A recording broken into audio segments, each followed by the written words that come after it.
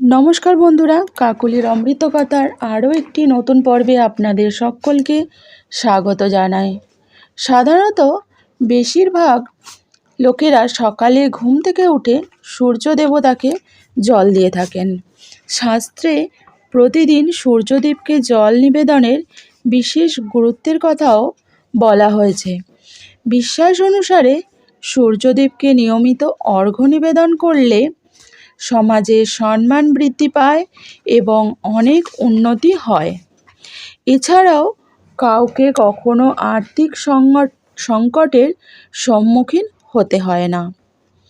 কথিত আছে যে যদি রাশিতে সূর্যের অবস্থান ভালো না হয় বা প্রতিদিন অনেক সমস্যার সম্মুখীন হতে হয়, তাহলে প্রতিদিন সকালে সূর্যদেবকে জল অর্পণ করতে হবে।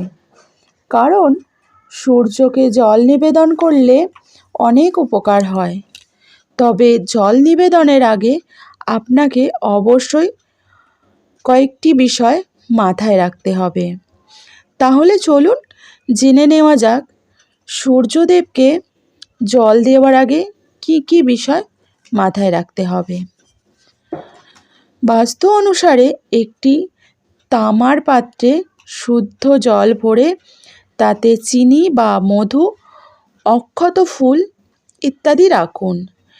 যে স্থান থেকে স্পষ্টভাবে সূর্য দেখা যায় তেমন স্থানে গিয়ে পূর্ব দিকে মুখ করে সূর্য মন্ত্র পাঠ করতে হবে। সূর্যকে জলের অর্ঘ্য দেওয়ার শুরু করুন। সূর্যোদয়ের 1 ঘন্টার মধ্যে সূর্যকে জলের অর্ঘ্য দেওয়া উচিত। প্রতিদিন স্নানের পর পরিষ্কার পরিচ্ছন্ন কাপড় পরে সূর্যকে জল অর্পণ করা উচিত।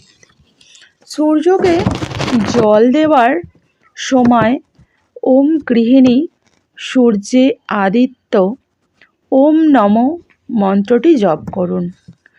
জল নিবেদনের পর সূর্যদেবকে প্রণাম করার সময় ওং জবা কুসুম শঙ্কাশয়ং কাশ্যপেয়ং মহাদতিম ধন্বন্তরিং সর্বপাপঘ্ন প্রাণতস্মি দিবাকরম এই মন্ত্রটি জপ করুন। জল নিবেদনের পর মাটিতে যে জল পড়ে তা নিয়ে কপালে লাগান।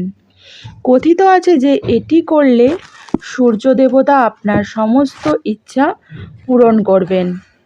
আপনার কুণ্ডলিতে সূর্য দুর্বল হলে নিয়মিত সূর্যদেবকে জল নিবেদন করুন, অনেক উপকার পাবেন। সূর্যদেবকে লাল ফুল নিবেদন করাও শুভ বলে মনে করা হয়। এবার জেনে নেব প্রতিদিন সূর্য নমস্কার করলে সৌভাগ্য বৃদ্ধির পাশাপাশি আমাদের শরীরের কি কি সমস্যা দূর হয়। প্রতিদিন নিয়মিত সূর্য নমস্কার করলে এটি আমাদের শরীরের সমস্ত অঙ্গের বিকৃতি দূর করে, সুস্থ করে তোলে, হাতে পায়ের ব্যথা দূর হয় এবং শক্তি আসে। ঘাড়, ফুসফুস ও পাঁজরের পেশি শক্তিশালী হয়। শরীরে অতিরিক্ত চর্বি কমে যায় এবং শরীর হালকা হয়। সূর্য নমস্কারের মাধ্যমে চর্মরোগ দূর হয়। এর অভ্যাস করলে কোষ্ঠকাঠিন্য ইত্যাদি পেটের সমস্যা দূর হয় এবং পরিপাকতন্ত্র শক্তিশালী হয়। দেহের ছোট বড় সকল স্নায়ু সক্রিয় হয়ে ওঠে। ফলে অলসতা, নিদ্রাহীনতা ইত্যাদি ব্যাধি সেরে যায়। ভিডিওটি শেষ পর্যন্ত দেখার জন্য অসংখ্য ধন্যবাদ। ভালো লাগলে চ্যানেলটি সাবস্ক্রাইব করে পাশে থাকবেন এবং পাশের বেল আইকনটি প্রেস করতে একদম ভুলবেন না। তাহলে বন্ধুরা, আজকের ভিডিওটি এখানেই শেষ করছি। আবার ফিরে আসব খুব তাড়াতাড়ি নতুন একটা ভিডিওর সাথে। ততক্ষণের জন্য নমস্কার।